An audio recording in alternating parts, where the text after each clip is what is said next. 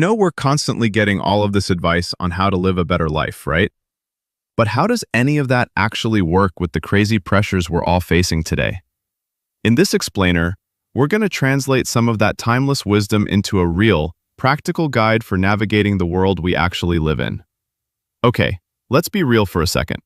Does modern life ever feel just impossible? Like you're stuck in this race you never even signed up for, and you have no idea where the finish line is. Yeah, if that sounds familiar, you are definitely not alone. The pressure is coming from everywhere. I mean, it starts the second you open your eyes, doesn't it? Your phone buzzes and boom, it's just this constant flood of information, alerts, headlines, and all of it seems designed to make you feel on edge, anxious, and like you have to react to everything right now. And then, of course, you open up social media, and what do you see? The highlight reel. Instantly, you're sucked into this game of comparing your own messy, real, behind-the-scenes life to someone else's perfectly polished, filtered, curated feed. And it's not just that. On top of your actual, job, there's this weird pressure now to have a side hustle, to be constantly productive, to monetize every single hobby you have, and turn your passions into another stream of income. So what does all that add up to? Well, it's this feeling that just hangs over everything, that fear of missing out, the fear that you're not doing enough, not seeing enough, just not being enough. It is absolutely exhausting. But here's a thought. What if the answer isn't to just run faster? What if it's to look inward? And that brings us right to our first part, winning your inner world. Because look, before you can even think about dealing with all that chaos out there, you gotta quiet down the noise inside your own head. To really see what this looks like, let's meet two people who are right in the thick of this struggle, Anya and David. So first up, this is Anya. She's a super talented graphic designer living in New York City. Her social media feed, it's just a constant stream of amazing designs from her peers and photos of her friends doing incredible, successful things. From the outside, you think her life is perfect, but on the inside, she feels like she's failing, big time. But then, this one idea started to click for her, this quote right here. She started to realize that every single second she spent comparing her life to someone else's highlight reel was a second of her own life that she was just throwing away. Those feeds weren't real, but the time she was losing, oh, that was absolutely real. All right, now let's meet David. He's a high-powered lawyer down in DC, and I mean, from the outside, this guy is the definition of success. He went to a top law school, landed a job at a prestigious firm, has a great apartment. He's checked off every single box society tells you to check. So why does he feel so empty, so anxious all the time?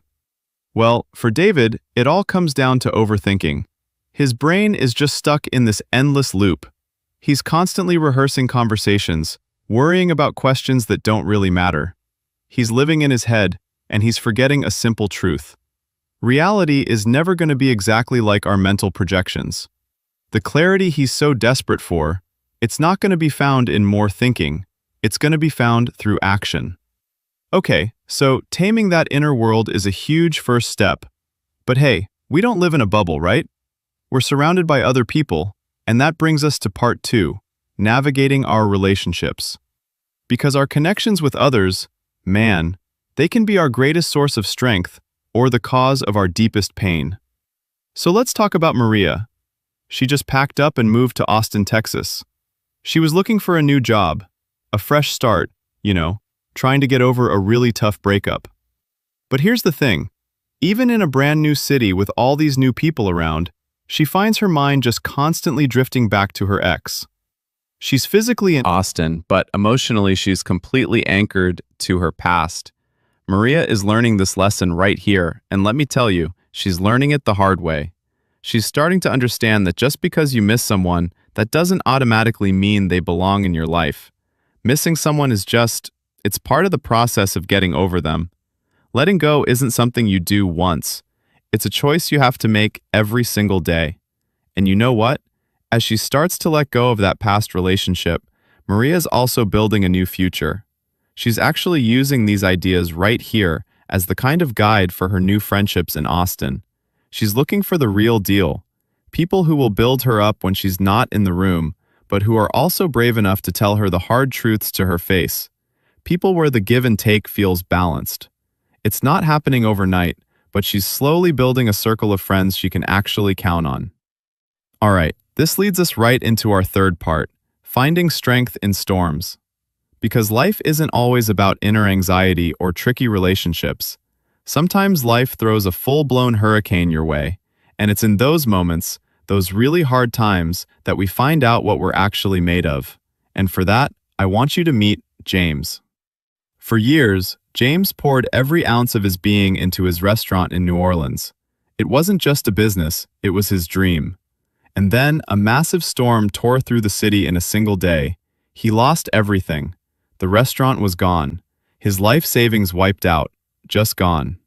Now, James could have easily become a victim of his circumstances. I mean, who would blame him? But he chose a different path. He took what you might call the hero's path. First, he had to just acknowledge the brutal reality of his loss, no sugarcoating it. Then, he grabbed onto this incredibly powerful idea. Pain in life is inevitable, but suffering, that's a choice. He couldn't control the storm, but he realized he could control his response to it. And that single shift in mindset, it allowed him to emerge from the rubble not as a victim, but as the hero of his own story. And that right there is the essence of resilience. See, hard times don't create heroes. James didn't suddenly become a hero when the storm hit. No way. The hardship just revealed the hero that was inside of him all along. Which brings us to our final and maybe most important part, designing your own life. Okay, so we've talked about winning your inner world, navigating your relationships, and finding strength when things get tough. So how do we put all these pieces together to actually, actively, create the life we want to live? Well, let's check back in with everyone. What happened to them? Anya? She stopped the endless, soul-crushing scrolling and started creating again. She curated her feed to be a source of inspiration, not defeat. David, the lawyer? He stopped just rehearsing his life in his head and actually started living it, finding joy in the day-to-day process, not just some far-off outcome. Maria?